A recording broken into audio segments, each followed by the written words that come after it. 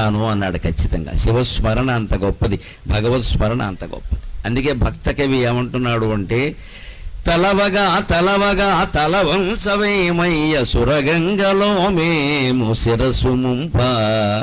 మనం నమ శివాయ నమ శివాయ నమ శివాయ అని మనం మనసులో స్మరిస్తూ ఉంటే ఆయన తల వంచి మన దగ్గరకు వస్తాడు, మన అనుగ్రహించడం కోసం.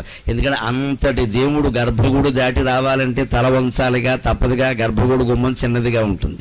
అందుకని ఎంత పెద్ద మనిషి 6 అడుగుల పొడుగైన వాడు వచ్చినా గర్భగుడి దగ్గర తల వంచాల్సిందే. అందుకని తల వంచి మన కోసం వస్తాడు. ఆయన తల వంచితే జరిగేది ఏమిటో తెలుసా? సురగంగలో మేము శిరస్సు ముంప. ఆయన నెత్తి మీద ఉండే గంగ కాస్త కింద పడుతుంది. ఆ గంగా ప్రవాహంలో మనం స్నానం చేస్తాం. శివకటాక్షం అంటే ఇది.